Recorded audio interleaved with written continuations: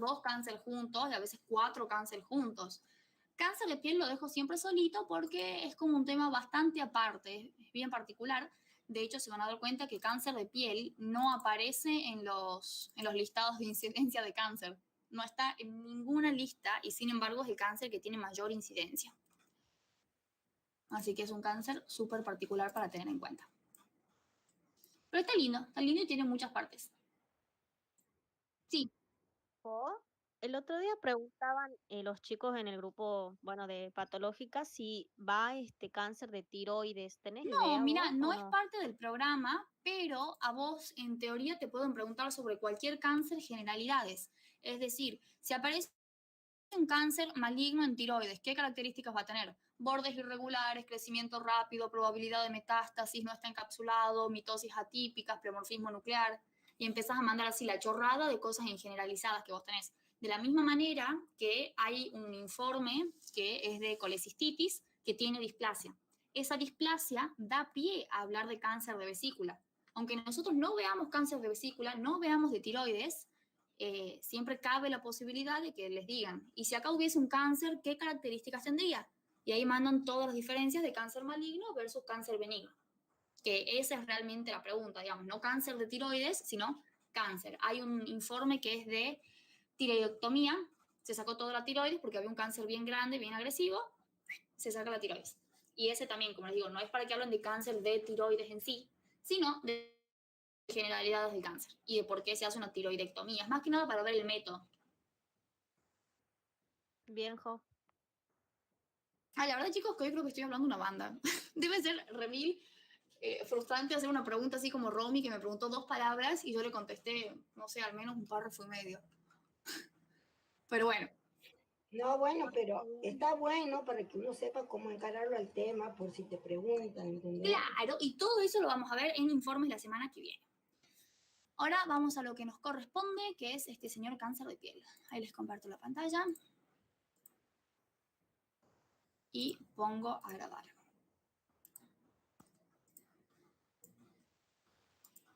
Bueno, ahí está.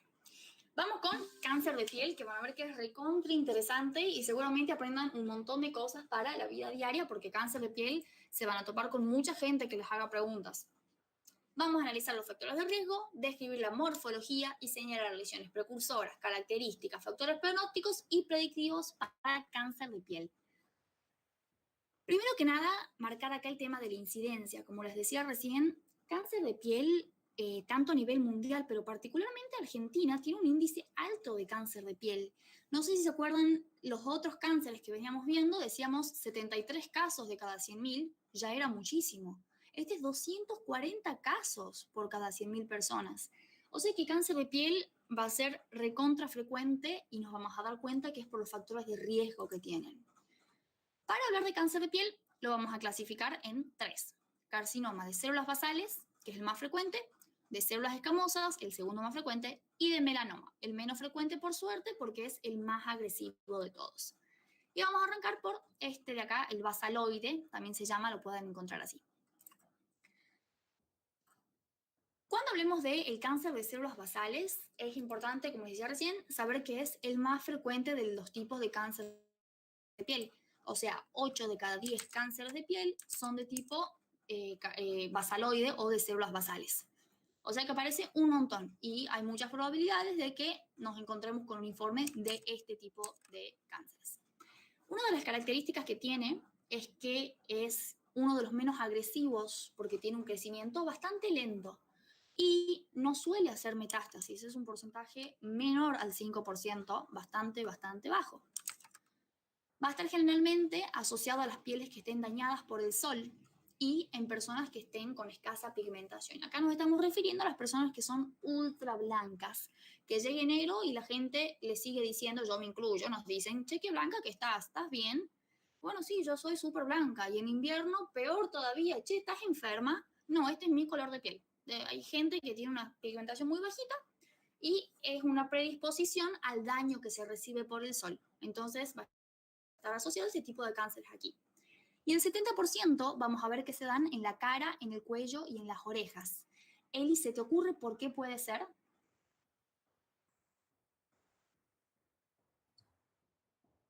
Exactamente, porque no tenés forma de taparte las orejas.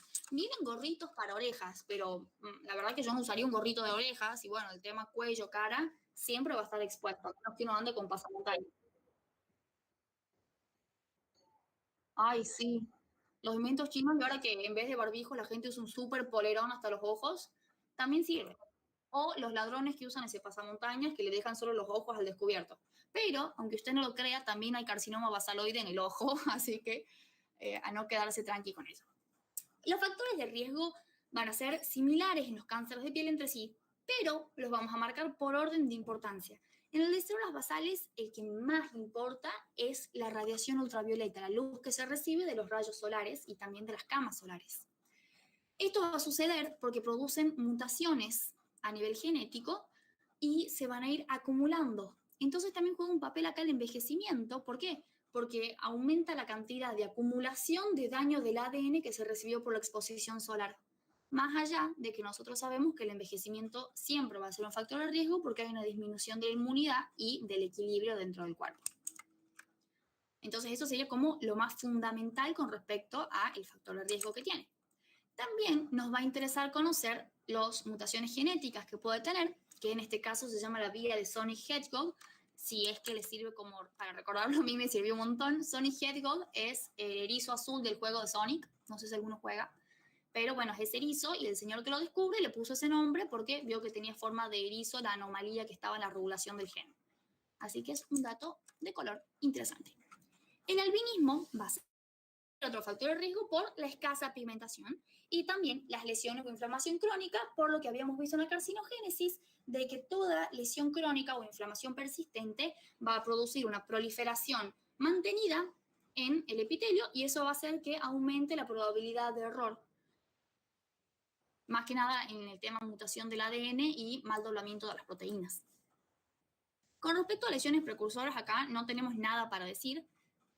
No hay una lesión específica precursora del carcinoma de células basales, o sea que está bueno para ustedes porque es un tema menos para aprenderse, pero sí vamos a ver cómo aparecen en los factores pronósticos los que dependen del paciente, del ambiente y del tumor.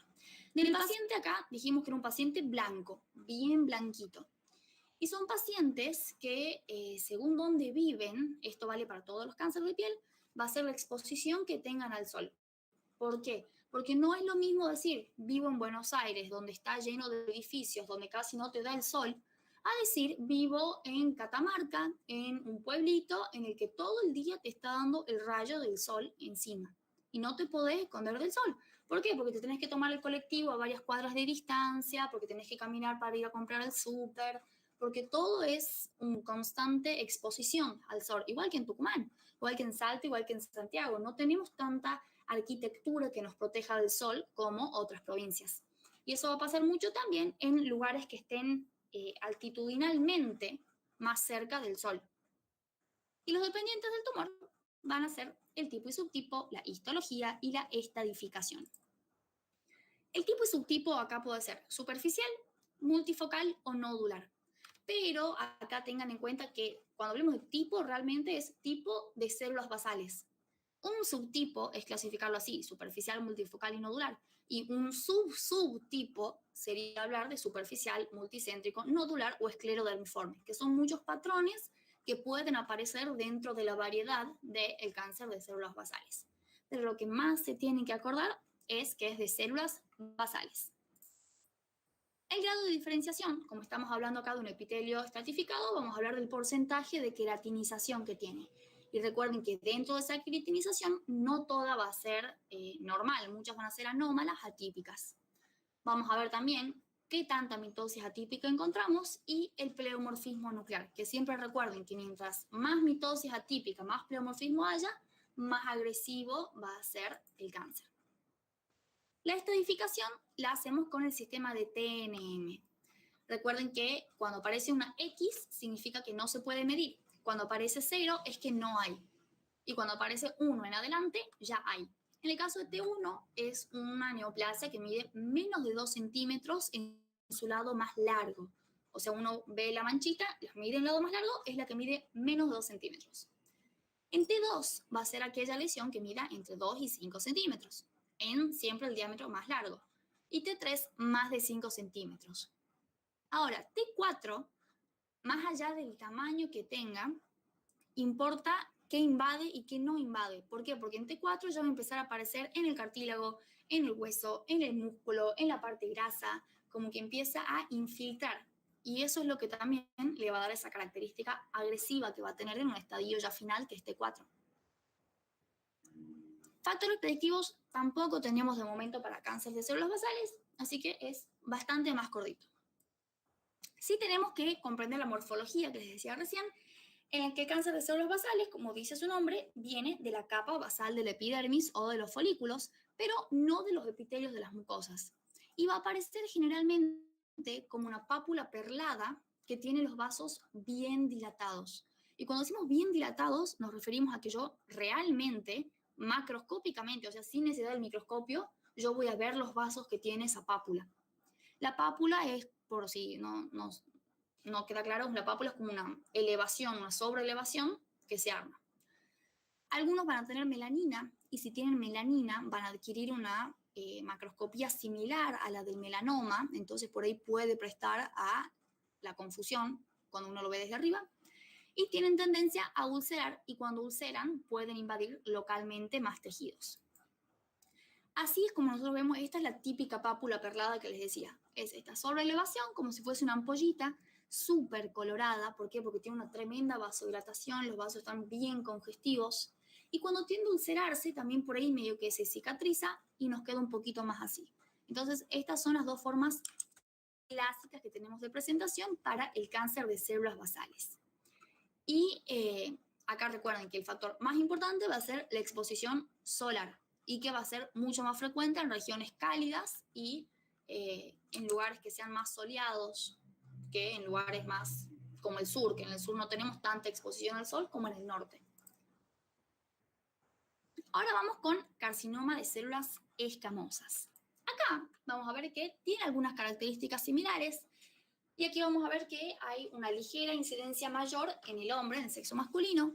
Hay poca metástasis, menor al 5%, un poquito más que en las basales, pero sigue siendo menor al 5%, o sea que es bastante baja la probabilidad de que metastatice.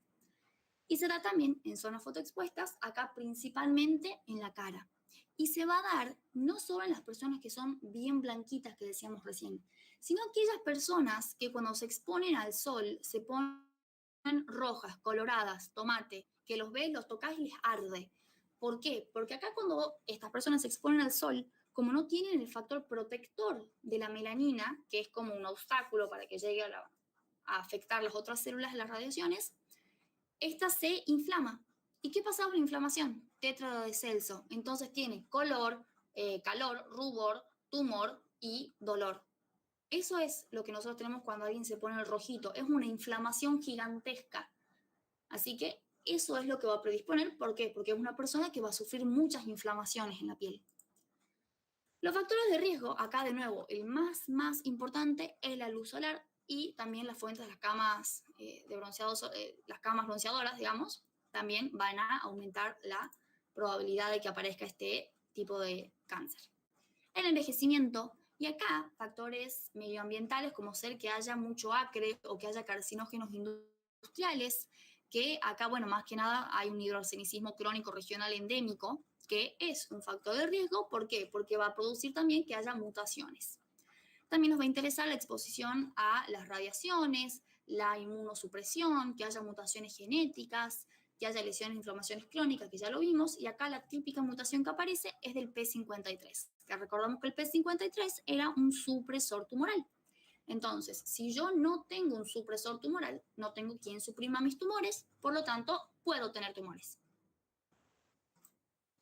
Como lesiones precursoras, acá encontramos la queratosis actínica y el carcinoma in situ, que aparece como enfermedad de Bowet cuando está en la piel o como eritoclasia de Keirat cuando está en las mucosas. La queratosis actínica, para que sea una idea, actínica quiere decir producido por los rayos del sol. Y la queratosis tiene que ver con una hiperqueratosis, digamos, con una excesiva secreción de queratina. Y se va a producir, ¿por qué? Porque el daño solar, para el cuerpo protegerse, genera esta pequeña lesión por la exposición crónica de hiperqueratosis, que con el tiempo va a poder evolucionar al carcinoma. y que muchas veces pasa por el que decimos acá, que es el eritroplasia o esta enfermedad de Bowet, que es un carcinoma in situ, o sea que va a ser una lesión temprana de cáncer, porque el in situ, recuerden que es que está en su mismo sitio, está contenida en la membrana. Hay un informe que es de enfermedad de Bowet, si no me equivoco, o de eritroplasia de Kairat, no me acuerdo bien, pero es de un carcinoma in situ, de células escamosas, de cáncer de piel, y ese informe está espectacular para que ustedes hablen de lesiones precursoras, para que pasen a factores pronósticos, para que hablen de factores de riesgo. O sea que todos esos son temas que los pueden englobar dentro de un informe de un carcinoma in situ, por ejemplo. Los factores pronósticos, acá de nuevo tenemos los que dependen del paciente, del ambiente, del tumor. Acá me importa que se acuerden que son personas que tienden a enrojecerse la piel. Bien, porque este enrojecimiento que uno dice, yo me pongo colorada y a los 2 días se me asienta el bronceado. Y no, no es que se asiente el bronceado. ¿Qué pasa? Te edematizaste. No es que estabas roja, estabas edematizada y a los 1 o 2 días generalmente, cuando dormís, se reabsorbe el edema por el drenaje venoso o linfático y cuando reabsorbes el edema se ve el bronceado. Entonces no es que se te asentó, sino que estaba escondido abajo de la inflamación que tenías. Por eso es importante el tema del enrojecimiento de la piel. Y el ambiente, acá también vamos a agregar el tema de los carcinógenos industriales y del acre. Y dependientes del tumor, vamos con tipo, subtipo, histología y la estadificación. Acá el tipo, específicamente hablamos de carcinoma de células escamosas. Y el subtipo puede ser epidermoide ulcerado, solamente epidermoide o nodular queratóxico. Pero recuerden que es no negociable que se acuerden cuál es el tipo. También es súper importante el subtipo, ¿no? No crean que no, pero súper fundamental que se acuerden cuál es el tipo de cada uno. El grado de diferenciación lo vamos a ver con el porcentaje de queratinización, con las mitosis atípica y con los pleomorfismos que puedan aparecer nucleares y celulares. La estadificación, de nuevo, la hacemos con el sistema TNM y volvemos a utilizar como punto de corte el 2 y el 5. O sea, menos de 2, entre 2 y 5, más de 5 y ya invadiendo las estructuras profundas. Acá sí tenemos un factor predictivo que es el oncogen RAS, que va a ser también uno que está participando en la vía de la señalización del crecimiento. Entonces, si aparece mutado, habíamos dicho que iba a haber una mayor predisposición de que la vía vaya más rápido. Entonces, haya un crecimiento mayor, con mayor rapidez y más amplio. En la morfología, acá hay un par de características en particular que nos interesan, como el hecho de decir que en la macroscopía aparece como una placa que está súper bien definida, roja y descamativa, y que muchas veces aparece ulcerada mientras avanza el proceso. O sea que si ya aparece con una lesión ulcerada, yo lo tengo que tomar como que es algo que está agresivamente comportándose. Y en la microscopía vamos a ver que está todo el epitelio alterado y que vamos a encontrar que las células empiezan a disponerse con diferentes grados de diferenciación y de queratinización en el mismo trayecto que hace la piel.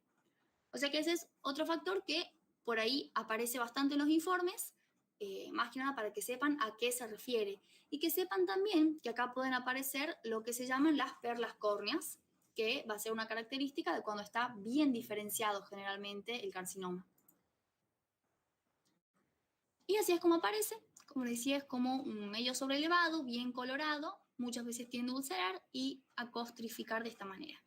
Y también es medio descamativo y se lo puede ver.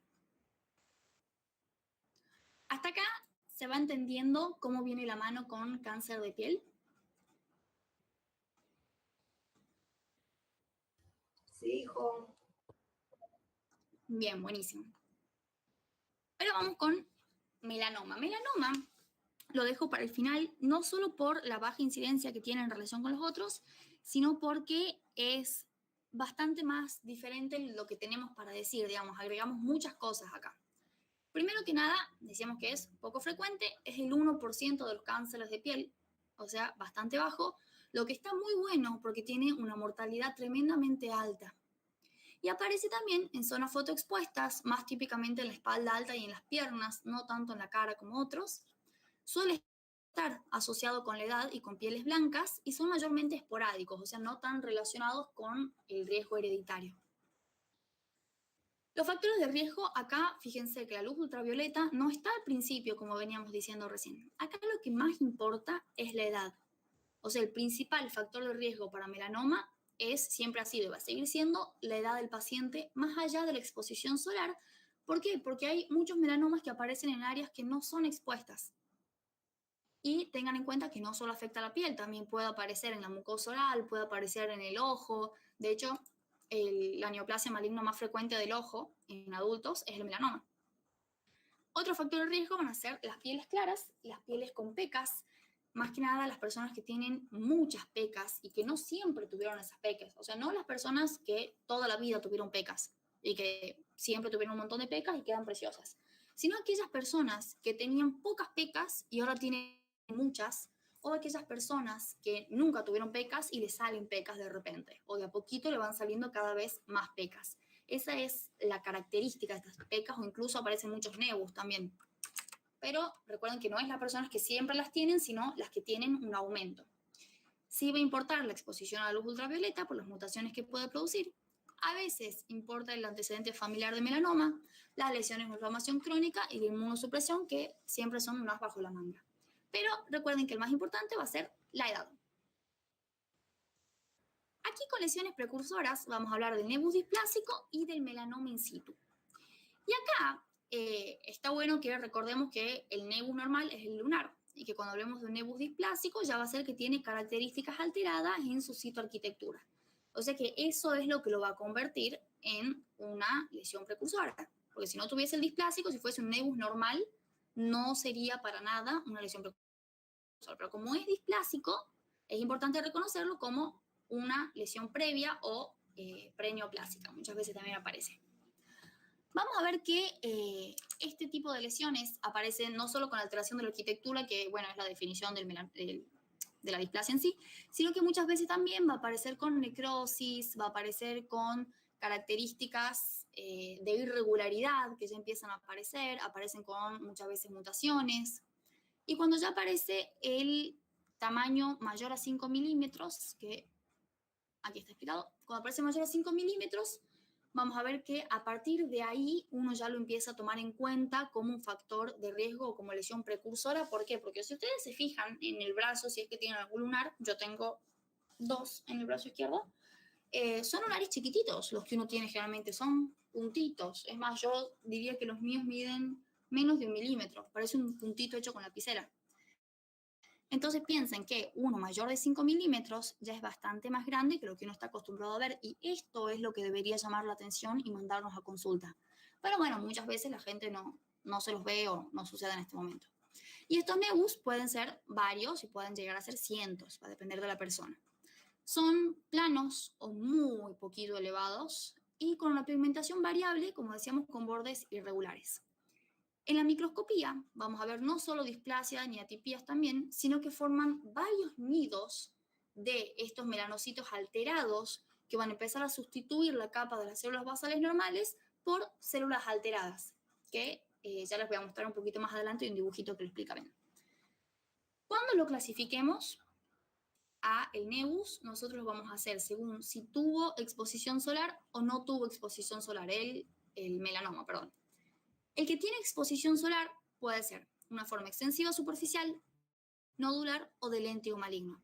Y el que es sin exposición solar puede ser el acro lentiginoso, melanoma de las mucosas o amelanocítico. Esta forma de clasificarlos es la que le gusta a la cátedra, es la que ellos dan y es la que ellos piden. Así que tengan en cuenta, con exposición solar y sin exposición solar. ¿Por qué? Porque puede pasar que sea una persona que toda la vida se cuidó del sol, pero le aparezca un acro lentiginoso. Y esto lo dice el informe. Generalmente aparece tumor de 1,5 centímetros por 0,8 centímetros y entre paréntesis, por ejemplo, nodular. Entonces ustedes ya saben que nodular es con exposición solar, o sea que en los factores de riesgo y también formas de prevención pueden hablar de la exposición solar. Ahora vamos uno por uno con estos. En el extensivo superficial vamos a ver que es bastante más frecuente en la raza blanca, tiene una mayor incidencia entre los 40 y los 50 años. ¿Por qué? Porque dijimos que a partir de ahí uno empezaba a acumular las distintas mutaciones que podían aparecer. Es el 70% de todos los melanomas, o sea que es el más frecuente de todos. Generalmente aparece en el tronco y en las extremidades. Suele tener la persona este antecedente de exposición solar, o sea, es una persona que dice, no, yo sí tomé sol toda mi juventud, en la época de los 15 empecé a tomar sol al mediodía, y tiene generalmente ese antecedente. Y aparece como una mancha que es plana, que adentro suele tener más de un color, y que va a tener a veces los bordes regulares, a veces irregulares, con un crecimiento que es lento y es horizontal. El hecho de que sea un crecimiento lento y horizontal y que tenga bordes regulares, Lucas, ¿te parece mejor o peor para el paciente? Perdón, que tenga bordes regulares y ¿qué más me dijiste? Y que esté así, con un crecimiento lento y que sea horizontal el crecimiento que tiene. Y sería mejor para el paciente. Claro, es súper positivo para el paciente. ¿Por qué? Porque habíamos dicho que el crecimiento horizontal es el que va a crecer sobre el mismo plano de la piel y no infiltrante. Y si no infiltra, conviene muchísimo, igual que el crecimiento lento y que tenga esta característica medianamente benigna, es decir, que tiene un borde regular. El nodular sí es bastante peorcito el pronóstico que tiene. Por suerte es un 15 al 30% de todos los casos, no aparece tanto, teniendo en cuenta que el melanoma es el 1% de los cánceres de piel, el 15 al 30% de ese 1% va a ser este nodular. Tiene mayor incidencia en los varones, en la edad media también, pero esto lo caracteriza el rápido crecimiento vertical que va a hacer que tenga un mal pronóstico. ¿Por qué? Porque este no lleva años creciendo así horizontalmente, despacito avanzando. Este aparece y empieza a crecer para abajo y empieza a infiltrar otras estructuras. Y cuando infiltra otras estructuras, recuerden que se está acercando también a metastatizar. En la macroscopía aparece como nodular, como su nombre indica, o sea, como un nódulo, una pelotita, que puede ser pigmentado o puede no tener pigmentación, que le llamamos amelanocítico, o sea, sin melanocitos. A veces es simétrico y tiene bastante tendencia a ulcerar. O sea que acá de nuevo esta ulceración, recuerden que nosotros lo tenemos como factor agresivo. El nodular es quizás de los peorcitos que pueden tocar de los de exposición solar. El lentigo maligno aparece también en áreas fotoexpuestas principalmente en edades más avanzadas, que no tanto los 40 o 50, sino más hacia los 60 años, y tiene un crecimiento súper lento que se llama radial, en que en un principio va a empezar a crecer como si fuese en espiral, digamos, pero siempre horizontalmente, no tiende a la infiltración. Y puede estar hasta 15 años creciendo sin que nadie le diga nada o por ahí sin que la persona se dé cuenta, porque es tan lento el crecimiento que tiene que uno no se da cuenta de un día al otro decir, uy, creciste 0,00001 milímetro. No, entonces como aparece este estadio así de crecimiento horizontal, radial, no suele ser tan fácil de identificar.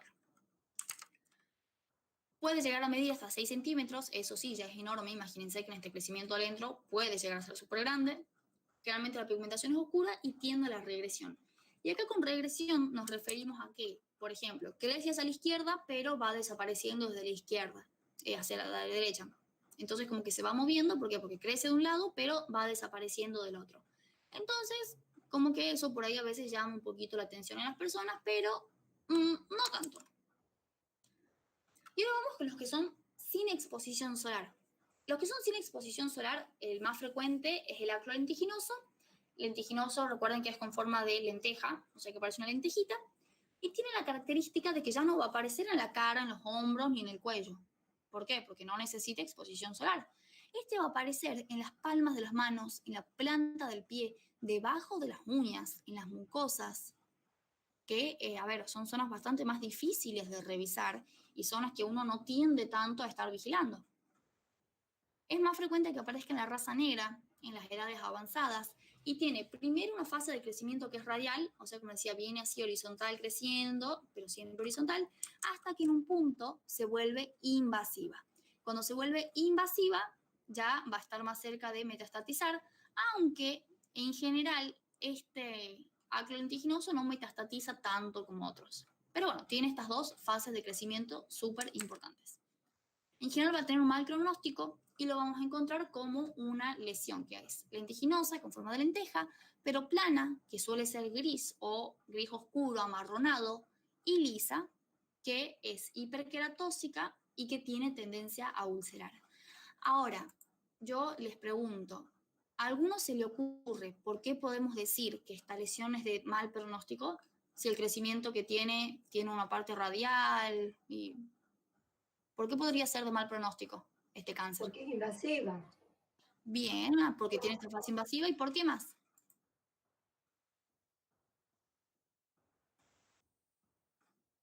Que lo charlamos un poco al principio. Si aparece en lugares como la planta del pie, debajo de las uñas, debajo de la mucosa, yo no lo voy a ver.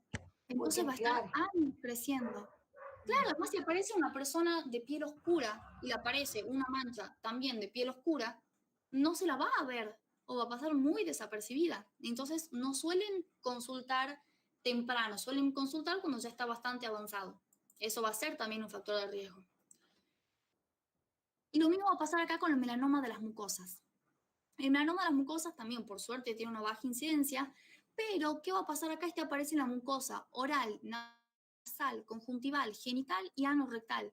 Y acá hablando con la mano en el corazón, ¿quién se revisa la mucosa oral, nasal, genital, anorrectal para ver si tienen algún lunar nuevo? Yo no. Y si alguien me pide que le revise todas las mucosas para ver si tienen lunares nuevos, bueno, sí, pero no todos los días. Como que no es muy frecuente que uno diga, ah, mira, acá adentro de la nariz me salió un lunar. No, eso es bastante complicado y eso hace que tenga un peor pronóstico que los cutáneos. Más allá de las características que tenga en sus factores pronósticos, el hecho de que aparezca en un lugar que uno no alcanza a verse, lo hace que sea de mal pronóstico. Y este es el dibujito que les decía hace un ratito, en el que vamos a ver cómo las células que empiezan a estar alteradas empiezan a sustituir las otras capas hasta que, con este crecimiento que es infiltrativo, en este caso vean cómo es súper vertical, ya aparece en la superficie y va a empezar también a aparecer metastatizando vía vascularización muchas veces. Ahora vamos con los factores pronósticos de los melanomas. Van a depender del paciente, del ambiente, del tumor. Acá recuerden que el paciente son pacientes súper blancos, habíamos dicho en algunos casos, albinos, con muchas pecas, que tengan piel clara, pelo claro, ojos claros, que tengan aparición de muchos lunares. Por ejemplo, yo cuando tomo sol me salen como 3 lunares nuevos por año, por verano. Entonces voy todos los años, el 10 de octubre, a la dermatóloga que me revise mis lunares. Los dependientes del ambiente van a ser con la exposición solar, si es persona que vive en lugares industriales con mucha exposición a ciertos carcinogénicos, también si es que tiene una alteración hormonal, de medicamentos. Y los dependientes del tumor van a ser según su tipo y subtipo, la histología y la estadificación. Ahora, de tipo y subtipo, acá hay varias formas de hablar. Yo les puse la que aparece en la teoría, si no me equivoco, que los clasifica como extensivo superficial, nodular, lentigo maligno y acrolentiginoso. Y subtipos puede ser nevoide, desmoplásico, neurótropo, de células de anillo en sello, balonizadas o acrolentiginoso.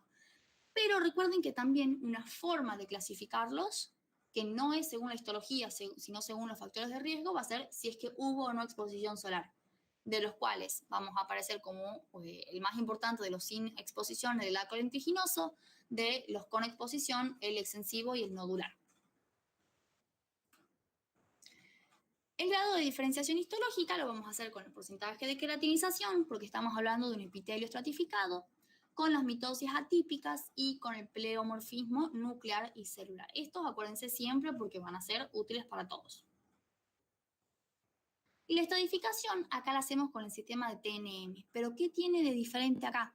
La T es siempre el tamaño, N son los nódulos, o sea, los ganglios, y la M es de la metástasis a distancia. Pero acá dentro de la T vamos a utilizar lo que se llama el score de Breslow y los niveles de Clark. El score de Breslow nosotros lo vamos a utilizar para medir el espesor de la lesión. O sea que lo vamos a utilizar más que nada en lesiones que sean bastante gruesitas. Y va a ser un marcador fundamental para la sobrevida. ¿Por qué? Porque mientras más aumente el espesor del tumor, menos tasa de supervivencia va a tener. O en realidad va a aumentar el riesgo de metástasis. Entonces, mientras más espeso, mientras mayor sea el nivel, peor pronóstico para el paciente. Y acá esto, fíjense, ojo piojo, en el anónimo me parece que está mal puesto. Anónimo lo pone como centímetros a todos. No, estos son milímetros, se mide en milímetros. El nivel 1 va a ser menor a 0,75 milímetros, es en aquellos en los que no metastatizan generalmente porque es muy chiquito. En el 2 ya es de 0,76 a 1,50 milímetros. Aquí ya hay un poco más de probabilidad de metástasis. En el 3 hay un poco más todavía y en el 4, que llega hasta 4 milímetros, va a haber un mayor índice de metástasis. Sé que lo están pensando, así que lo respondo de antemano. ¿Hace falta que se sepan cada nivel de Breslow? No, quizás con números exactos no, pero sí saber que el nivel 1 tiene menor chance de metástasis que el nivel 4, que el nivel 4 es de 4 milímetros, que es el más alto y que mide el espesor. Y los niveles de Clark, que se estudian ambos, digamos, nos van a poner en el informe, el nivel de Clark lo que mide es la infiltración y lo utilizamos más en tumores delgados. ¿Por qué? Porque acá se basa en las estructuras que va infiltrando. Y estos son 5 niveles, y decimos, en el nivel 1 aparece en la epidermis, la neoplasia, en el nivel 2 ya está también en la dermis papilar, en el 3 en la unión dermis papilar y reticular, en el 4 ya en la dermis reticular y en el nivel 5 va a aparecer o en la hipodermis o en el celular subcutáneo, ya con ese componente invasivo más hacia la profundidad. Entonces, de acá también, si se lo acuerdan, chicos, la verdad que si se acuerdan estos números, si se acuerdan estas infiltraciones, mejor. Si se acuerdan todos los TNM, mejor. Pero a lo que yo voy cuando les digo que por ahí no es tan fundamental es que no los van a desaprobar si no se acordaban que acá decía 0,76 a 1,50 milímetros. Lo que más importa es que hagan la relación lógica de decir, Clark es para tumores delgados, por lo tanto, habla sobre estructuras. Y siempre el nivel más bajo es el de mejor supervivencia y el nivel más alto es el más avanzado, por lo tanto, más agresivo. Y como les decía recién, estos dos, el score de Breslow y los niveles de Clark, están dentro de la T del TNM. O sea que a mí me va a aparecer TNM con los números y me va a decir abajo, nivel de Clark 3, score de Breslow 2, por ejemplo. Y yo con eso voy a hablar de que el paciente no está tan mal. Si tiene así niveles bajos, tan mal no está. Y es importante también que veamos si el paciente presenta los marcadores de agresividad, que típicamente son la ulceración, que la venimos mencionando bastante, es como que nos dice que el comportamiento biológico que está teniendo es agresivo. ¿Por qué? Porque forma lesiones, forma soluciones de continuidad. Y nos interesa también la formación de satélites. ¿Por qué? Porque los satélites van a ser nuevos nidos de células tumorales que aparecen separados del tumor, como si fuesen literalmente la Tierra y su satélite la Luna, como que está ahí cerquita, es un poco de lo mismo. Y esto nos van a decir que el pronóstico va empeorando si es que aparecen. Con respecto a la parte de factores predictivos, vamos a hablar del oncogen BRAF. El oncogen BRAF tiene la característica de que es solo de melanoma. Recuerden que no es de los otros tipos de cáncer de piel. O sea, ¿se acuerdan que nosotros decíamos que no tienen? Acá sí hablamos del oncogen BRAF. Tengan en cuenta que la mayoría de los factores predictivos van a tener mucho que ver con la vía de la señalización. Y en este caso, el BRAF lo que hace es producir proteínas. Entonces, si produce proteínas y nosotros lo mutamos, se va a acelerar el proceso de síntesis de proteínas, por lo tanto va a haber mayor cantidad de proliferación y va a permitir también que haya mucha, pero mucha mitosis. Y por eso va a crecer rápido un melanoma y por eso un melanoma suele ser tan agresivo. Y ahora otra súper importante para que sepan, el diagnóstico. Obvio que uno siempre va a recomendar, vayan al dermatólogo una vez al año, una vez cada 2, 3 años al menos, a hacerse una revisión de los lunares, o si se ven algún lunar raro, una mancha rara, un lastimado que no cicatriza, consulten siempre, porque siempre las formas tempranas de cualquier lesión neoplásica son tratables. Como decirles, si ustedes van manejando a 60 y chocan, igual están bien porque iban a 60. Ahora, si van a 150, con cualquier piedrita ya es terrible. Entonces, siempre busquen la forma temprana, preventiva, que es el hecho de consultar. Y acá hay una forma que por ahí se le llama de autodiagnóstico que vamos a tener para el melanoma, que es la regla del ABCDE, que nos va a permitir distinguir los que se llaman signos de alarma, que tienen que ver con la asimetría, B de bordes, C de color, D de diámetro, E de elevación. La asimetría va a hacer referencia a que una lesión benigna generalmente es simétrica. Por ejemplo, les decía recién, mírense algún lunar que tengan cerca. Es redondo seguramente, ojalá sea redondo. Y con simétrico nos referimos a que si lo partimos por cualquiera de sus mitades, por ejemplo, lo corto acá en 2 a la D, es lo mismo de arriba que de abajo. O a la O, si la parto así en vertical, es igual arriba que de abajo, izquierda de derecha. Eso es que algo sea simétrico. Ahora, cuando sea asimétrico, por ejemplo, como la B, que si la parto a la mitad no es de los dos lados igual, ahí ya va a ser asimétrica. Con los bordes, uno dice que normalmente los bordes benignos son regulares. típicamente, como en toda característica macroscópica de una neoplasia. Y cuando hablemos de que sean malignos, son irregulares. El color, típicamente, ¿de qué color son los lunares? Marrón, marroncito, medio rojito, medio rosita, pero todo por esa gama de, digamos, los marrones. Pero ¿qué pasa con el maligno? Pueden aparecer lunares hasta grises, chicos, hasta azules, verdosos. Y aparecen más que con colores raros, muchas veces con más de un color. O cambian de color con el tiempo. Por ejemplo, un lunar que primero era marrón y ahora es negro, o que primero era rojo y ahora es marrón, o le salió una manchita gris en el centro. Todos esos cambios de la coloración muchas veces no son distinguibles por el ojo que no esté entrenado, entonces esa por ahí es el beneficio de consultar con el dermatólogo, pero si se dan cuenta que un lunar cambia de color o que tiene un color que es heterogéneo, se consulta. Lo mismo con el diámetro. Habíamos dicho que un nebus más o menos normal mide menos de 5 milímetros. Ahora, cuando ya mide más de 6 milímetros, ya es grande. Entonces, eso es también parte del diagnóstico. Y la elevación, vamos a decir que normalmente los nebus normales no son sobreelevados, suelen ser planos, y los que son malignos tienen un grado de elevación, aunque sea bajito, pero suelen tener alguna elevación.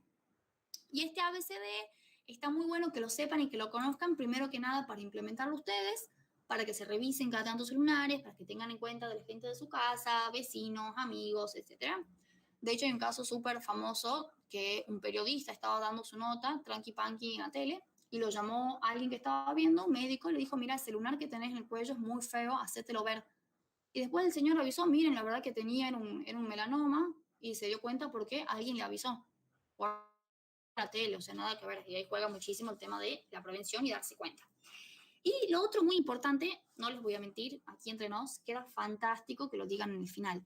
¿Por qué? Porque quedan muy bien parados con respecto a la prevención, en el sentido de decir, por ejemplo, nos toca un paciente con un melanoma displásico, o sea, con un nebus displásico, una versión precursora del melanoma. Y ahí que vamos a decir, bueno, que este paciente probablemente tenga una edad avanzada, sea un paciente que tenga alguna mutación o que haya tenido una acumulación de, por ejemplo, radiación solar, y lo empiezan a describir, qué sé yo, y cuando llegan al final dicen, es importante hablar de la prevención. Y la prevención se la hace teniendo en cuenta los cambios de un nebus y sabiendo cómo es un nebus normal versus un nebus maligno, y eso lo hacemos con el ABCD. Y ahí lo explican. Y también está muy bueno poder hablar de prevención en general, de cáncer de piel, que va a ser decir, no tomen sol en horas que sean agresivas, como entre las 10 de la mañana y las 4 de la tarde. Fíjense el índice UV de radiación del día, eso lo pueden ver si en el clima del celular, ven que aparece ahí siempre la temperatura, la humedad, etc. Si ustedes abren la ventanita, les aparece abajo índice UV y les aparece en ese momento cuál es el índice UV. Lo ideal es que el índice UV sea menor a 3 para que tomen sol o para que sean expuestos al sol. Y acá muchas veces en enero, febrero, yo he visto que tenemos índices UV de 12, que es tremendamente agresivo. Ahora me estoy fijando, por ejemplo, el índice UV de hoy fue de 11. 11 es muchísimo. Intentar que si hay que estar sí o sí en el sol, sea con ropas que nos cubran. Yo sé que suena horrible decir ponerte unas mangas largas y trabajar en el sol, pero es una forma de prevenir. Y consultar, siempre consultar va a ayudar al diagnóstico temprano. Y está bueno que conozcan esa forma de prevención, también usar el bloqueador solar siempre, que sea más de 50, no solo cuando van a la playa, sino todos los días ponerse el protector solar. Es súper importante porque se vio que disminuyó mucho la incidencia de cáncer con el uso de protectores. Ahora, vamos con los métodos que nos podemos encontrar en el informe, que es de los más importantes y fáciles de identificar. Podemos usar el punch, pero el punch la realidad es que la utilizamos para procesos difusos nada más, porque suele ser de tipo incisional. Entonces, por ejemplo, si aparece una dermatitis, que es un proceso bastante extendido y que tiene bordes súper mal marcados, difusos, uno saca solamente un pedacito. ¿Por qué? Porque no vamos a sacar una lesión de 9 centímetros para estudiarla. Sacamos un poquitito.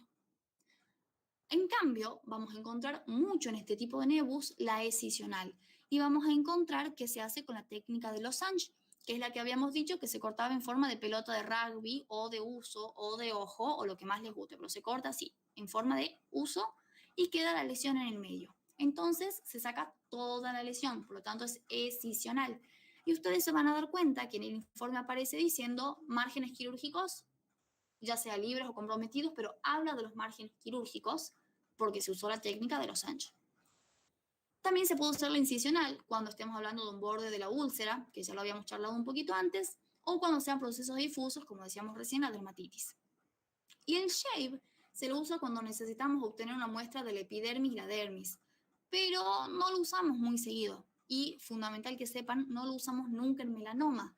¿Por qué? Porque esto lo va a ulcerar y va a predisponer a que se haga más agresivo. Entonces, shave en melanoma nunca.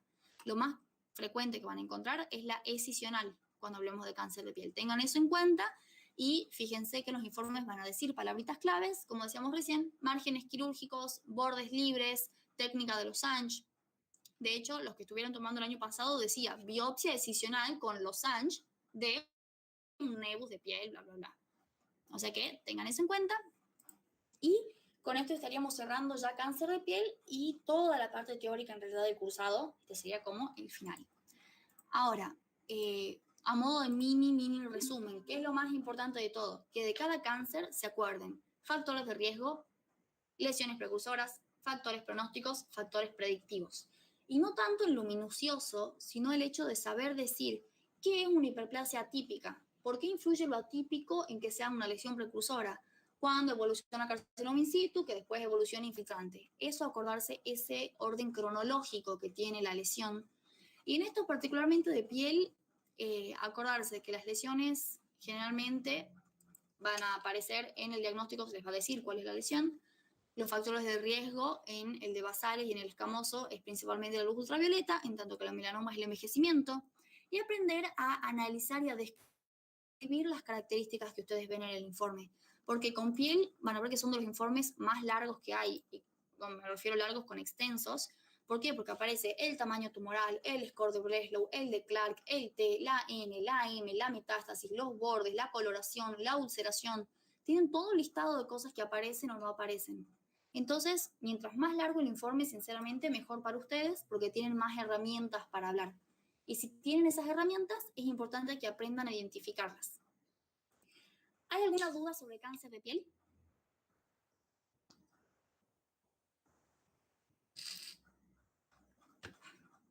¿O de algún otro cáncer? ¿O de lo que sea? ¿O de lo que ustedes quieran? ¿Comentarios, sugerencias, aportes, críticas?